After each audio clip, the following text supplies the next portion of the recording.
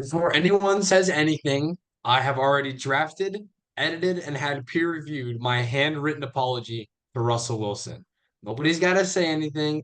I don't need to take that kind of heat. I have written and am currently sending the apology. I just need to figure out what his address is, and then I will send it to him. No need to insult me. Hello and welcome back to the podcast. Two Steelers fans in a pro football world. I'm Zach. And I am Dill. We are here to bring you all of the news from the The wrong NFL. way. Huh? You pointed this way. Well, to me, you're on that side. Well, point the other way. Doesn't matter. Don't worry about it. Anyway, we are. I lost my train of thought there. But we are here to bring you all of the news from the NFL and the UFL from a Pittsburgh Steelers fans perspective. And this week, my perspective personally is flabbergasted because who would have thought in this era of Pittsburgh we would see back-to-back 30-plus point games with two different quarterbacks, two different ones, not the same one. They're different ones. They are. I literally don't think we've seen that since either the undefeated season or freaking 2017. So 2020 is the last time that happened. Yeah, that's wild. So all right, I'm gonna take the initiative on this one because I talked so much smack on the last episode. I'll had a discussion too at the start of the year where he was named the starter, and we were both like, "Yeah, that's fine. Let's let Fields learn from the guy who has more experience. Let's let him learn from somebody who's won to a Super Bowl, been to two, has experience winning games, and then if that doesn't work, then we'll put Fields in." But that debate should be irrelevant now because Fields has been winning. This is like when Wilson's calf did whatever the heck it did, and Fields came in and started winning. In my opinion, there's just no need to go. There's no need to try and reset the process. All right. There's just no reason to do that. However, in that episode, I had one very specific criteria for Russell Wilson. I said, and I quote, he's allowed to start more than one game if he does something stupid like put up 40 on the Jets, but he's not going to do that. To my credit, it wasn't 40. It was 37. However, that's close enough, which is why I have drafted, edited, and have peer-reviewed the handwritten apology that I will be sending to him. Here's the thing. That first quarter, dude, I thought it was wraps. I had just gotten back from a basketball game, preseason basketball game, and I was watching it. I was watching the game, and I watched him make some bum ass throws. And I was like, holy cow, we are cooked. This team is cooked. I was calling for him to get benched. I wanted Justin Fields back in the game, dude. And then I watched him throw that bomb to George Pickens, and I was like, oh, well, that's gonna be the one good throw he has in the whole game. And Thomas came in for the whole game, and we're gonna lose to the Jets. I whined and complained. And then in the second quarter, they had the one touchdown, which I thought was gonna be it. And then, of course, in the second half, they turned on the Jets, and Russell Wilson just went buck wild and turned on the Jets. You see, I definitely did that on purpose. Don't let anyone say that I didn't. See what you did there. Yeah, there you go. And you pointed the right way too. Nice one. We recover on this show. Anyway, look, I watched. They met the criteria. He put up 40 on the Jets. I'm still not going to be happy about it. I want to make that very, very clear because he's getting older. However, if he can continue putting up 40 points on teams, then maybe I will be happy. All right. So let's see what he does against the Giants. But finally, we have a game where the offense and the defense, complementary football. 2 interceptions, both of them went for scores. I think one of them went for a touchdown and one went for a field goal. I think. Correct me if I'm wrong. However, in any case, they did score on both of them, which is more than we have seen in previous games. So if we can continue to play complementary football, I will be very happy. Yeah, that's about all I got. Look, again, I'm a man who can admit when he was wrong. I thought Russ was going to go out there and get cooked. Instead, Russ went out there and he did the cooking. Hats off to him. And hats off to Mike Tomlin, too. That guy was taking all sorts of flack from the fans were booing in the first quarter. 2 different times they chanted "We want Fields" in the stands. You were there. You probably heard it. Yep. But 2 separate times they chanted "We want Fields" from the stands. And well, I tell you what, he Tomlin knows what he's doing. Tomlin knows what he's doing. Knows more than we do, clearly. Yeah. I did just check it. We got 2 touchdowns off of interception. Okay, so they were both touchdowns, not one. That's even better. Yeah, because the first one was sorry to interrupt again. The first one was the first touchdown because we got an interception at the end of the first half, and we were like, okay, so we might not be totally dead. And then we got the second one, and that we only had to go 1 yard. So Beanie Bishop, by the way, both the interceptions on the night, he went buck wild. He went absolutely crazy. Dude, I mean, and I kept saying it during the game while I was there. I mean, like, obviously, two interception performance by anybody is outstanding, but an undrafted free agent rookie to do that against Aaron Rodgers, and Aaron Rodgers has been far from perfect this year, but still and like the one. One of them was tipped. One of them was tipped, and then he just kind of picked it up. I thought it originally went off his hand. It didn't. It hit Garrett Wilson right in the chest, and it just bounced in the air. Beanie Bishop got it. But still, the first one was really that one was crazy. Yeah, the first one was, I think, a one-hander. Absolutely insane. Out of, I think, Davante Adams' chest. Yeah, and the second one, like, it was impressive for a different way. You know, it wasn't that, or like, first of all, he was in the right place at the right time. Great. But he ran back a good amount, almost made it into the end zone, and juked out a lot of guys. Like, he started on the other side of the field and went all the way to the opposite side from where he started, and was a yard from the end zone. Like, again, that's ridiculously impressive to be able to outrun some of those guys. You went crazy.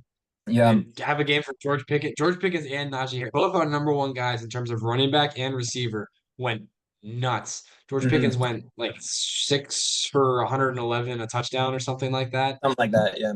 And Najee, I think, just barely cracked 100 again. Yeah, he was 106 or 107 rushing yard. 11 rushes, I think 170 yards and a touchdown. So he went pretty. It couldn't have been 11. Maybe it was 21. Yeah, because he had just under 5 yards of carry. I don't know. In any case, must have been 21 rushes, something like that, for 107 yards and the touchdown. So he went crazy, and the touchdown was in garbage time, but even still. Yeah, it was, and that was the touchdown that officially put the game away. It was technically put away before that, but like, that was just, I appreciated the offense going for the score at that point, because there were technically still timeouts left. There was technically still the 2-minute warning left. So going for the touchdown there, I appreciate them not taking, like, kind of the normal way. Like, again, this is an offense that's been in a hole for not just a couple games, but a couple years.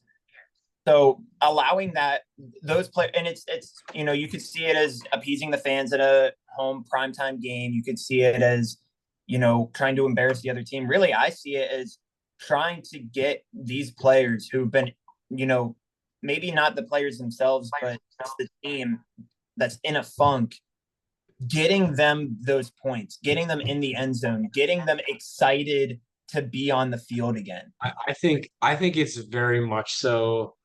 No, it is a statement to the fans. It is a statement against the other team, but it's also a statement like, hey, I know this is something that I post on my Instagram every time we win a game, but it's true. It's the offense. When they put that extra score up, it's the offense saying, hey, fellas, we are back. We are so back. We have never been more back.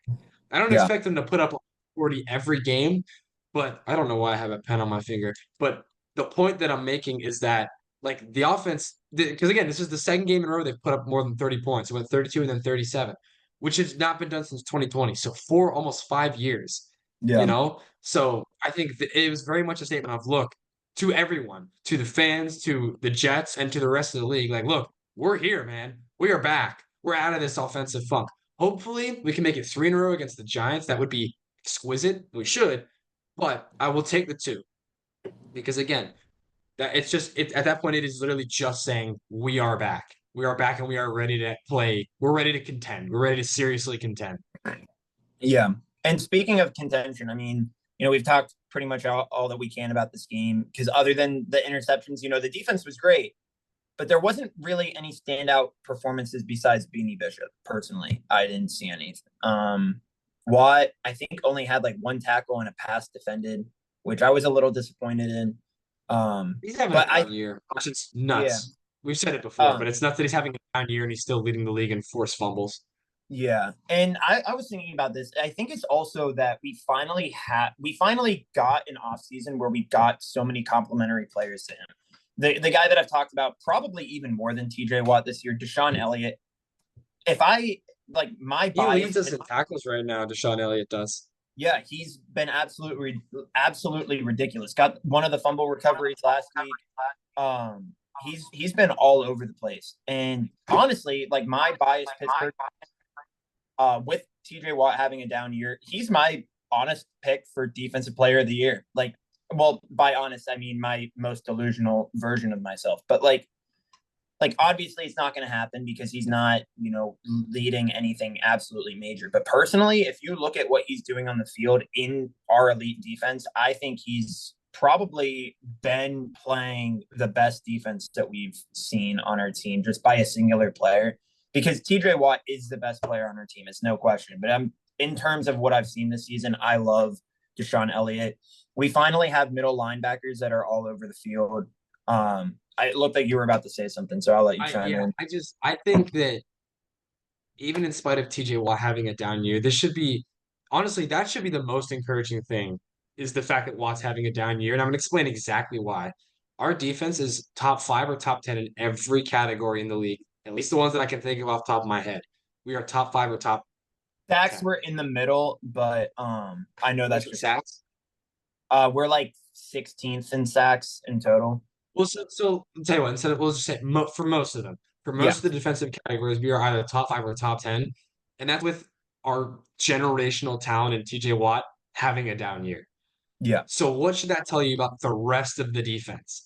That exactly. Watt really he has not shown up for every game. He's shown up for a couple for sure, but he's been pretty much kept in check for at least a couple. And the fact that we are still able to do what we're doing on defense without that is massive. It's huge because in years past, whenever Watt hasn't been there, we have gotten absolutely curb stomped, you know? Mm-hmm. And of course, having Watt on the other side helps with everything else. Maybe the numbers wouldn't be what they are if Watt was like hurt the whole year because you don't have to focus a whole bunch of your energy on keeping him contained, you know? But even in spite of that, we would still be doing pretty all right. You know what? At least I think we would be. And again, I think that's huge. That way, if he goes down with an injury, maybe we finally have the depth around him to be able to replace him until he comes back. Because there's no obviously replacing the production of TJ Watt, but we can hold the ship together long enough where he would come back, as opposed to years before. Think last year to that god awful Buffalo playoff game where he was hurt and we got absolutely curb stomped. You know. So anyway, I don't know. I think that's huge. That's huge to me. The fact that we're doing so well and our star player has been okay. Yeah, no, 100%. And I think that's my biggest comment on not just Elliott, but Patrick Queen. I don't know if we've necessarily we haven't heard his name as much, but I still would argue he's been a big presence on the field. But and Dante Jackson, he's allowed some big plays every once in a while, but he has 3 interceptions this year, has made some major plays in other areas. This is the first year that I think we finally, it used to be the mindset of fans and I think some of the coaches of, well, we have TJ Watt, so we're okay. Our defense is great. We have TJ, we have Minkah, we got Cam, we got Alex. We're all right. And then we realized enough times that, hey, we're 1-11 without TJ Watt. This can't be a real thing. I mean, yeah, we should be able to win by double digits when we have him, but when we don't have him, we should still be able to win. It just might not be as pretty. And I think finally, to your point, we put together a team through this offseason that can win without TJ. And technically we're not having to yet, but I think that it's actually necessary or kind of a reason why TJ's having a bad year or bad down, whatever you want to say, having not his typical year is because he doesn't have to make these plays every time. The offense or the opposing offenses aren't necessarily like, obviously they're game planning for him a lot more. It's understood that he can and will be a defensive player of the year candidate every year. And so they're scheming against him. But it's also, he's not required to make those sacks every time. We have Herbig. We have Cam, who's like almost, I think he's only like a sack or so behind TJ. And we have Alex, who, any of these guys, and just anybody on our defensive line that can make sacks at any point. He doesn't have to deflect the ball or go into coverage as much because we have other linebackers that can consistently do that. There's like, this is a big knock on wood moment, but like, as far as I've seen, there's really no weak point on this defense. And it's going to be something that I'm excited to see because so many of these guys are so young. Peyton Wilson's been one of my favorites, and he's, a rookie. JPJ, maybe not as eye-popping as he was last year, but still pretty much locked down for most guys. Definitely was in that Jets game. Devontae had what, like 3 catches for 17 yards or something stupid like that? Yeah, and it was just in the first half, and he had nothing in the second. So again, JPJ's not been perfect, but he's definitely the number 1 corner we've been looking for a year. Hey, speaking of which, I don't remember when I found this out. It might have been 2 weeks ago. Did you know that Artie Burns is still in the league? Because I did not know that. Artie Burns? Yeah. I didn't know he was still playing. He's on like Carolina or something now.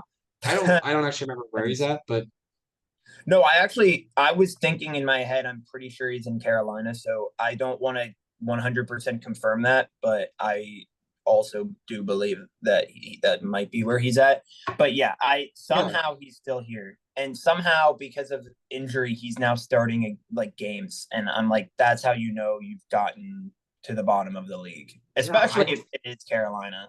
Like that was mind-boggling to me.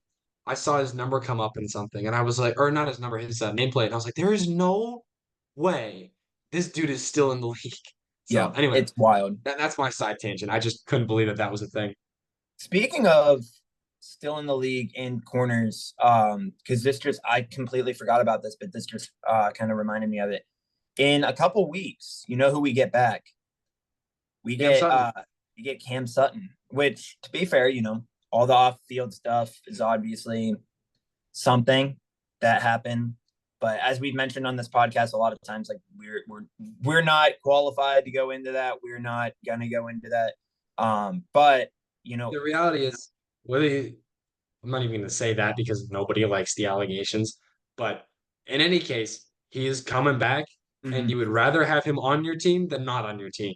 Right. So especially if he plays like he did the last time he was in Pittsburgh. If he plays like he did when he was in Detroit, maybe we don't want him. But that would not be great.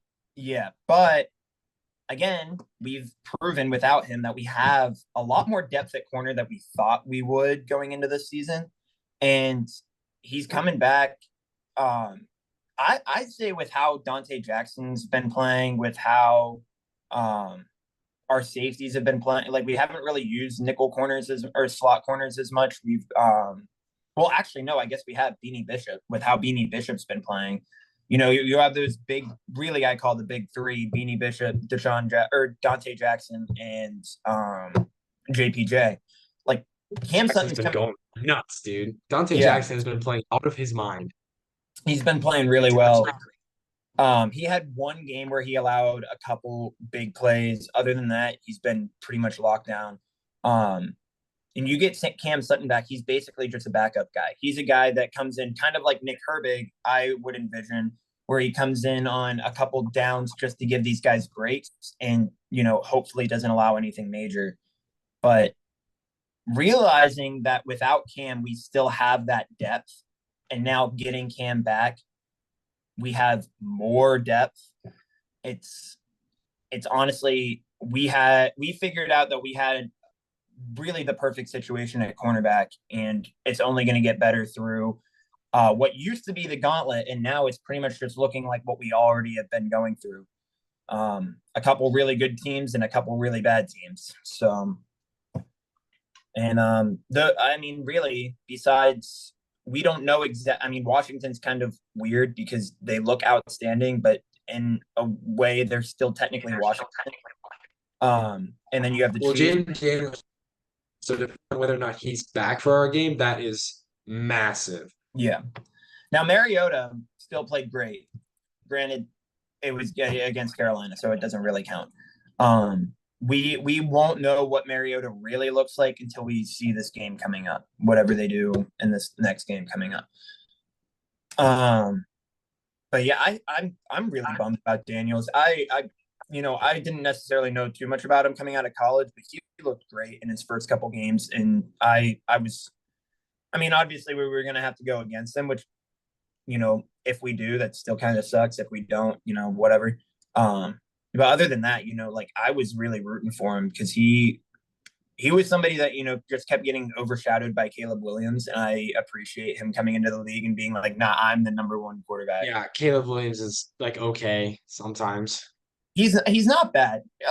To be fair, I thought he was going to be a bust when he came in. I still don't think he's going to be a generational quarterback. I think he's going to kind of be like that Trevor Lawrence, probably even a little bit worse. Maybe like that Brock Purdy. You put him in a good system and he'll be fine. You take away all of his weapons and he chokes away big leads, something like that. But Jaden Daniels is the best quarterback out of that draft, and it's not even a question. Because you put him on right. I mean, you put him in Washington, and he's able to do what he's been doing. They have Terry McLaurin, and that's it. That's pretty much it. And I'm impressed with what he's been able to do. But yeah, Mariota went in.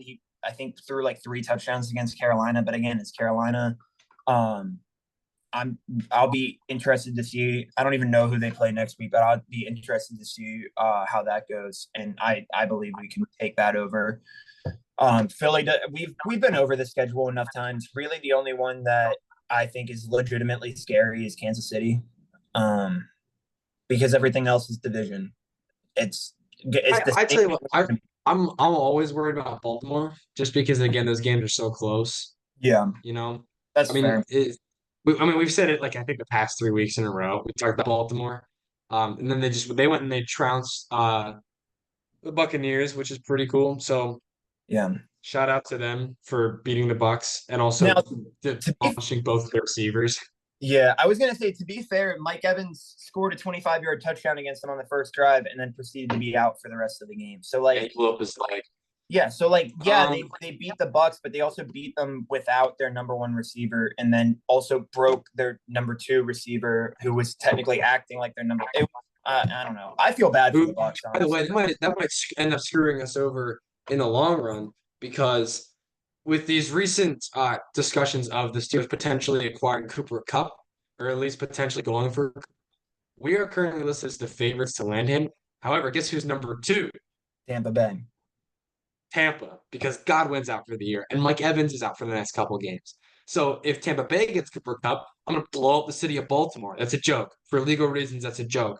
But I'm going to be upset because they blew up both the legs of Tampa's top 2 receivers. So if Tampa gets Cooper Kupp, I'm going to be upset. Yeah. And that's yeah. I'm just going to say that's just the luck of the Steelers is for Baltimore to be the ones to do that. Wait, let's think about this here for a second. We went after Brandon Ayuk. That didn't work, and now he's out for the year. Went after Devontae. That didn't work. He's on the 2-5 Jets. Lost to us. Shout out to Devontae Adams. Devontae got to lose to us 2 weeks in a row, which is huge. But anyway, surely the third time's the charm. Surely the third time is the charm. All they're asking for is a 2nd-round pick and a little bit of spare change. Some of that spare change might be Calvin Austin. We had this discussion earlier today, though. I'd give up Calvin Austin and a couple picks for Cooper Kupp. If they're not asking for a 1st-rounder, absolutely. I understand that he's not consistent throughout the season, but he's already gotten hurt this season. That's his one for the year. So he'll be good. I would love to have him alongside George Pickens. You add him into that group, and that would be huge. Yeah. Continues to go buck wild, which I hope he does. Yeah. And that's the biggest thing is I mentioned it to you earlier. This is actually one that when it was Brandon Aiyuk and they were talking about giving up CA3, I didn't want that. Like personally, I was like, Brandon Aiyuk is good, but he's not give up one of our only other wide receivers for him good. Better than Calvin Austin. Yes, he is better than Calvin Austin, but it's one of those things where it's like, should we give up one of our only other threats just to get one other person? Well, to be fair, we ended up making the right decision because Brandon Aiyuk blew himself up. Yeah, he blew up his leg. But yeah, but he wouldn't have if he was in Pittsburgh. But and also, to be fair, Brandon Aiyuk was having a terrible season up till that point too. So we, in two ways, we made the right decision. With Cooper Kupp, I like it a lot more. And the other thing that I was always really on the fence about the whole time, which I mentioned on this podcast a million times, is that Brandon Aiyuk was a drama queen. And I didn't like and we've seen drama issues with George Pickens already this year. I didn't want two of them on the team where, that's all we were going to be dealing with. Cooper Kupp is quite literally the exact opposite of guys like that. He is somebody that if he has to be a backup role or he has to be a number 2 receiver, he does not care as long as it's what's for the best of that team.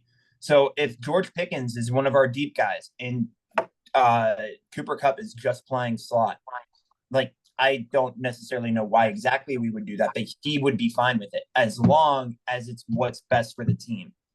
He's the epitome of a team play. I mean, we saw it last year. He technically, like when he wasn't injured, he should have been the number 1 receiver on that team, but he gave, or basically, without any question, allowed Nacua to completely go off and was just like, I am here to help you. I'm here to help the team. Like, I don't care how many targets I get per game. I'm like, just do my job. And that's the type of guy that I think does perfectly in Pittsburgh.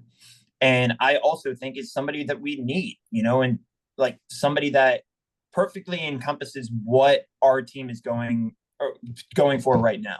We have 2 extremely capable running backs. If we get him, we'd have a pair of great wide receivers with, some pretty okay to decent depth in and around there. We have probably the best tight end room in the league, I would go as to say, with how much Darnell and Pat Freiermuth would be. I mean, at Freiermuth, we still need to get him a lot more targets, but with how much we've been using that tandem, best tight end room in the league. And, with what we already talked about on defense, we are a team that we are not looking at any one specific player to go out there and be a hero.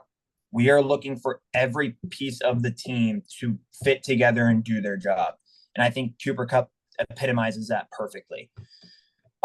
So more so than I would I guess I'm much more okay with giving up one of our receivers, even if it's CA3, for Cooper Kupp. Like you said, even giving up our 2nd round pick, it's for a guy who won the Triple Crown less than 3 years ago. Or I guess if we could get them to take Jefferson instead, that would be pretty cool. That would because be Calvin Austin right now, I think, is our number 2 guy. And obviously, if you trade for Cooper Kupp instead of Calvin Austin, you're getting a number 2 guy.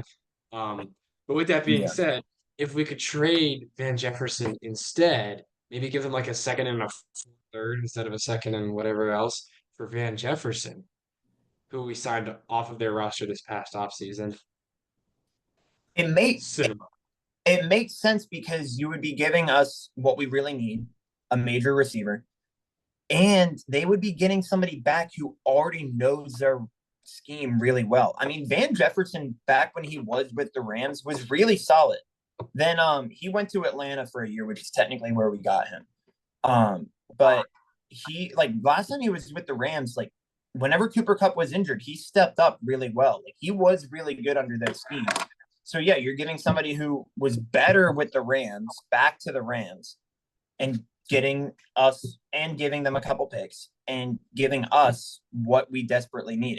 I think that's one of the best win-wins that we could do. Overall, though, say we give them CA3, I'd be totally fine with it. It's just what I told you earlier. I would probably need a week to mourn the loss. No, that's fair. I think that's something I'll just give this one last thought, and then we can go into hot take time. That's just something that I would watch for at the trade deadline. I don't think it's gonna happen soon. I think that's a trade deadline. If we get him, excuse me, if we get him, that's a trade deadline move. Yeah. So we'd probably go. I mean, honestly, it would make more sense to get him after the game against the Giants because then we get the whole bye week. He can learn the system the whole bye week.